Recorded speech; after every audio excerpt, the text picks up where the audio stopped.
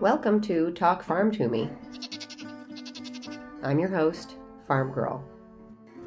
On Talk Farm to Me, the farmer takes center stage and we find out what they do and how they do it.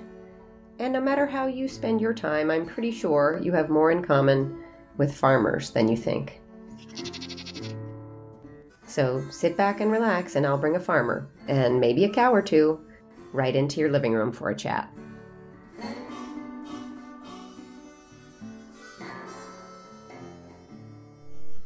The Beaverkill Trout Hatchery is nestled on the shores of the Beaverkill River.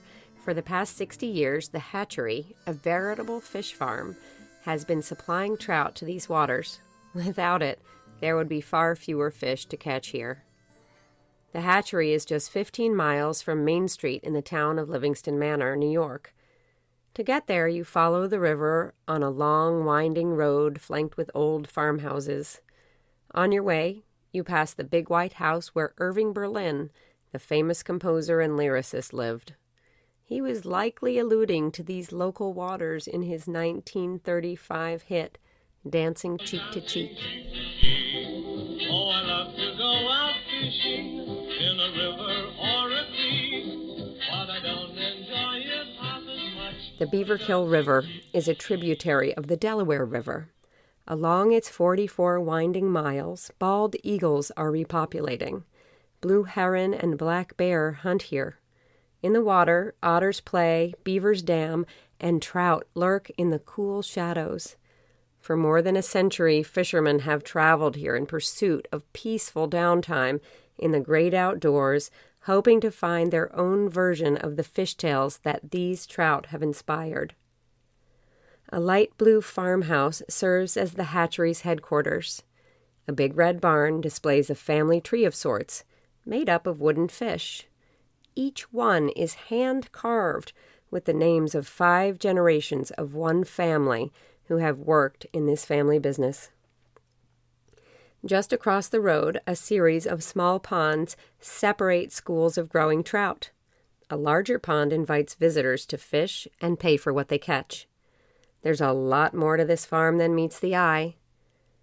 Trout farmer Sherry Shaver is now at the hatchery's helm. She is the 4th generation of her family to run the farm, and the great-granddaughter of its founder. The Beaverkill Trout Hatchery was founded in approximately 1963 by Fred D. Shaver, who was my great-grandfather. We have 5 generations of family. Our primary business is stocking live trout, hand-measured, that we have grown throughout the state of New York, Pennsylvania, New Jersey, and we do a lot of business in Connecticut, to private fishing clubs, pond owners. We do a lot of kids fishing contests. We go all the way to Lake Placid. Recreational fishing is big business. In 2018, nearly 50 million Americans went fishing for fun, mostly in fresh water where trout live. And this number is on the rise. According to the U.S. Census Bureau's most recent numbers, fishing and fishing-related expenditures totaled more than $80 billion a year. $80 billion. The key to all of this, of course, is the fish. If you catch a fish, you're more likely to go fishing again. And if you catch a big one, you're hooked. What most people don't realize is that both public and private fishing holes are stocked with fish that come from hatcheries. Fish don't exactly stay where you put them. I mean, they travel up and down this river. The fish stocked in the river also feeds a larger ecosystem than just the fishermen. I spoke with an aquatic biologist from Cornell University who has tracked trout with electronic transmitters only to find the devices in a tree after an osprey ate the tagged trout for lunch. We have a big predator issue with eagles, bears, otters, mink, you name it, blue herons. So the fish have a lot of, competition to survive with all this stuff going on. Plus, people fish them out. Fishing lodges, private fishing clubs, and fishing instruction schools cater to folks who love to fish and will pay top dollar. Just down the road from the hatchery is a famous fly fishing school. The fish are the main attraction for the school, a local hotel, and several private fishing clubs nearby. Well, the thing with these private fishing clubs, the members pay a lot of money to belong, so they want to catch fish. A lot of the people putting them in their ponds want to be able to fish to eat. And also it's cheap entertainment. 75% of Sherry's business is stocking ponds, rivers, and streams. She and the next generation of her family work year-round to raise hundreds of thousands of trout. It's tough work. This is a very labor-intensive operation. We don't just go out here and the fish jump on the truck for the fish order that's going out tomorrow. When we have an order of fish, we don neoprene waders, rubber gloves and liners, all the clothes you can get on because it's pretty darn cold. Then we go to catch fish. We'll take the 40-foot seine. One person goes out in front of the other one to the end of the pond, turns, comes back, and we bring all the fish back with us and net the fish into our grade box, where the fish are all hand measured within a half an inch of desired size. Some days we'll be catching 1,000 fish. We've caught as many as 3,000 fish in one day, all hand measured. But remember, in that process, we're also handling probably 10 to 15,000, 20,000 fish to get the desired sizes. If you're like me, you're wondering, where do they get all these fish? Sherry took me on a tour of their hatch house. Oh my God. Inside, 6 long metal troughs are full of moving water.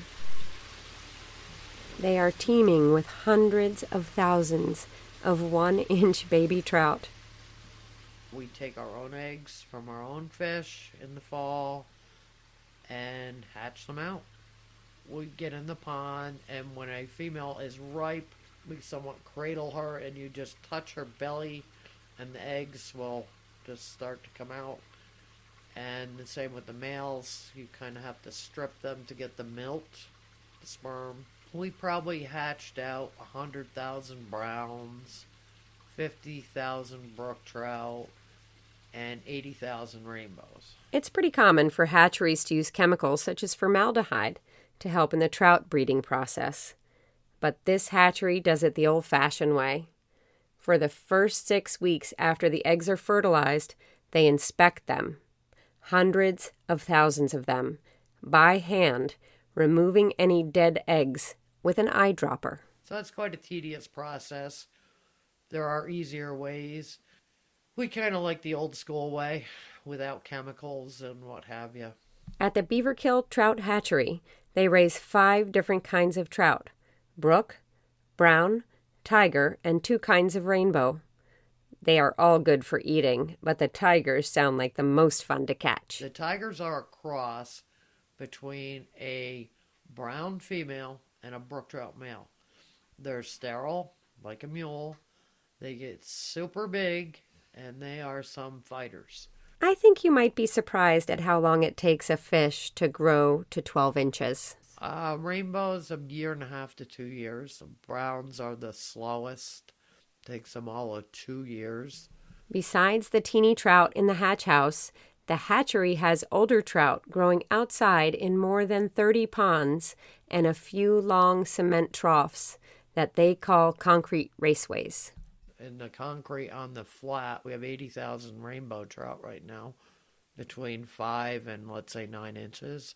Browns, we've probably got 70,000 browns now that are between 4 to 7 inches that we hatched last year.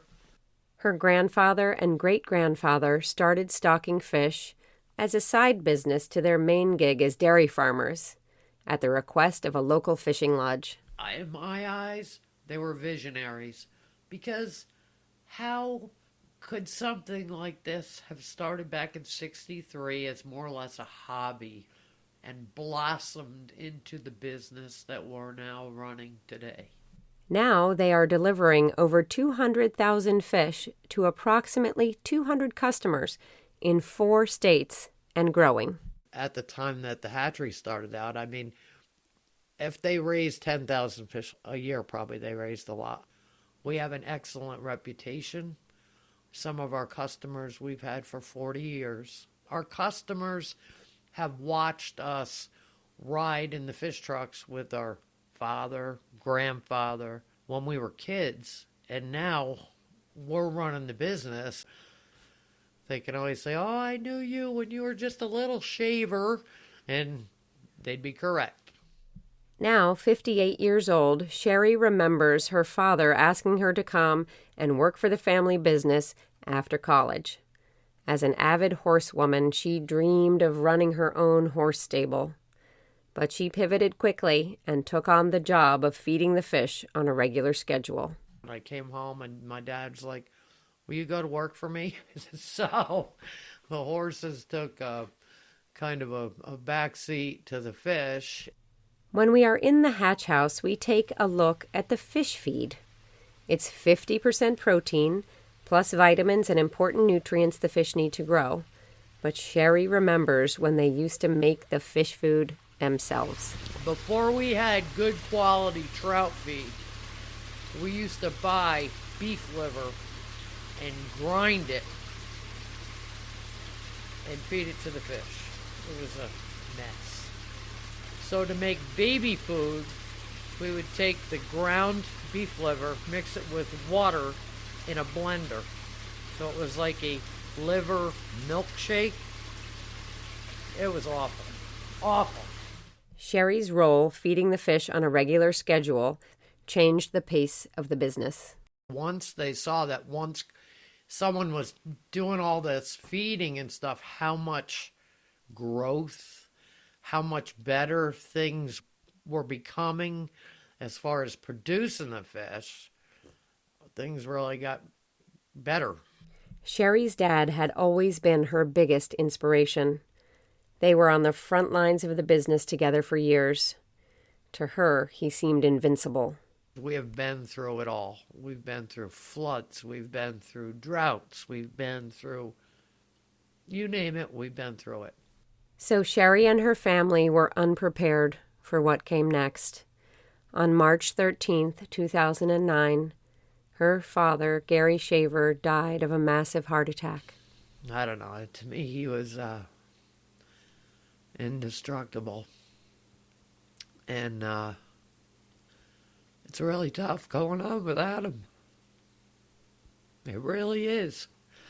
Because there's so many memories on this place. It's like when I'm driving around here, you see him here, you see him there. But he would be elated to see what we have done here since he passed away. And that's what I do this for, is my father.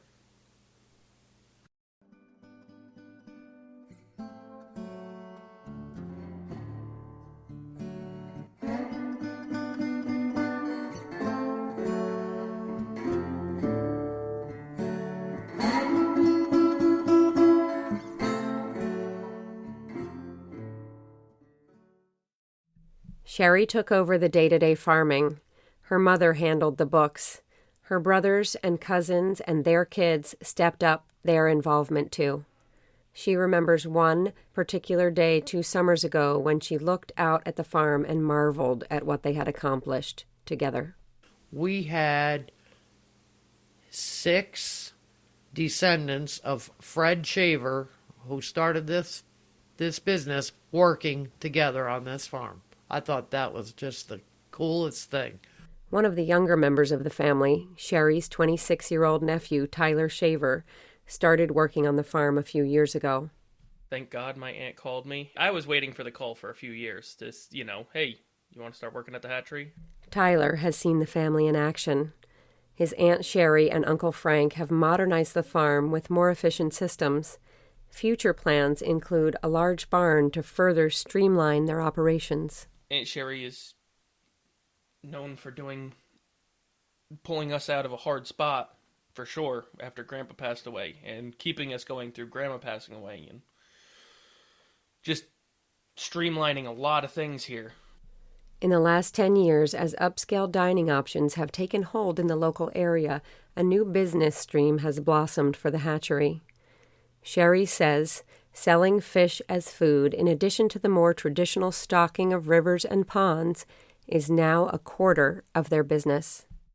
Our business has blossomed into the restaurant trade. There wasn't a real big demand for what we call food fish till the past 10 years. People just weren't really into trout, and now trout being probably one of the cleanest fish that you can get, things are really coming around for us. We'd laugh and say trout the new lobster. Let's talk money for a minute. Stocked fish are sold by the hundreds or the thousands and range from 6 to 14 inches. Prices range from $180 per 100 fish for the smallest to $6,500 per 1,000 for the largest. Any way you slice it, the income is upward of $500,000 a year and growing in every category. But it wasn't always this way. We've not always been this fortunate. The restaurant part of this in the wintertime is what's given us a big boost, because 10 years prior, November came, everything got picked up and put away. There was no income from November to March. That's pretty rough. The history of the family business is not lost on Tyler. After some courses at a local college, he thinks about how his forefathers' story shares some parallels with Andrew Carnegie's shift from large steel ships to just selling steel. Well, he went sold off all the ships and then switched over to just doing steel.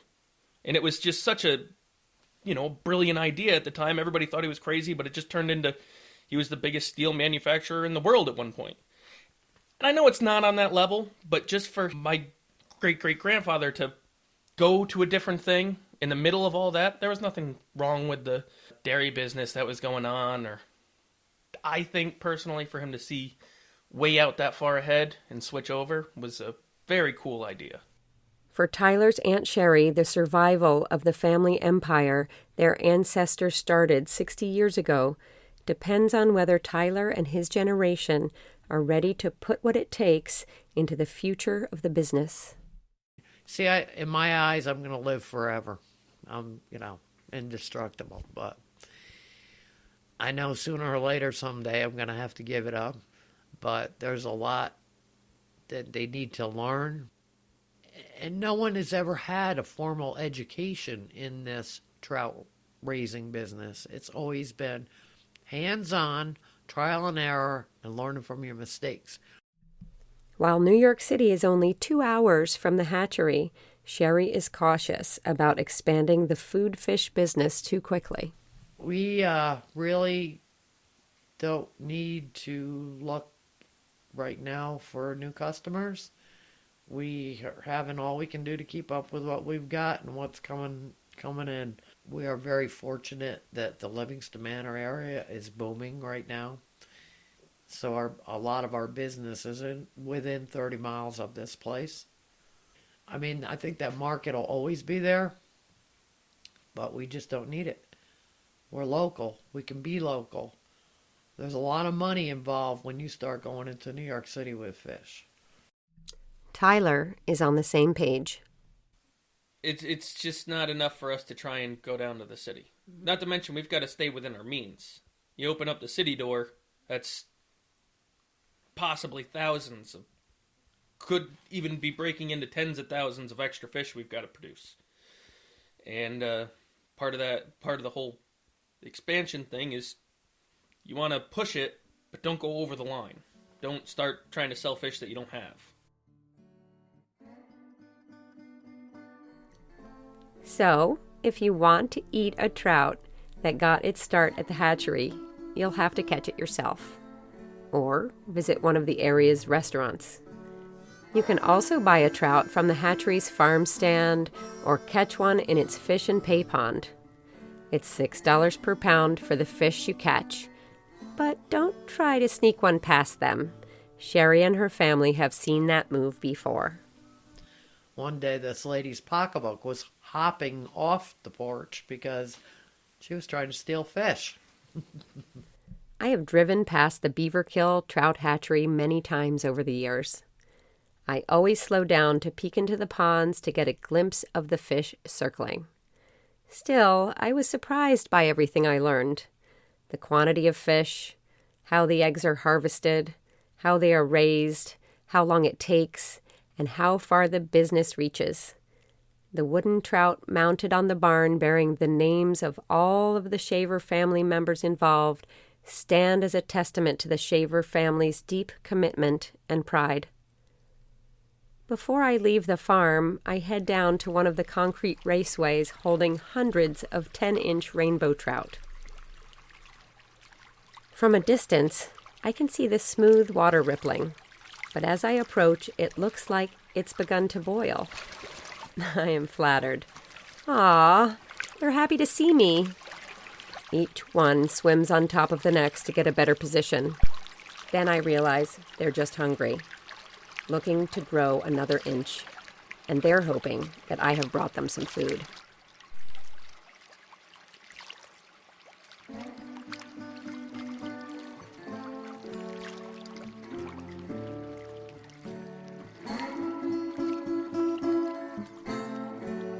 It's been great to have you along for this episode of Talk Farm to Me.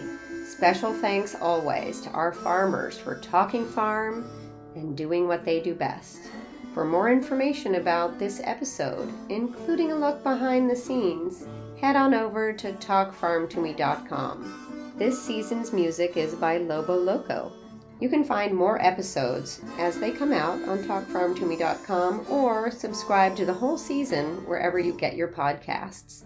Either way, please share your feedback right on the website or give us some love on iTunes. I'm your host, Farm Girl. Stay tuned for a new episode every 2 weeks when I bring a new farmer and maybe a cow or two right into your living room for a chat.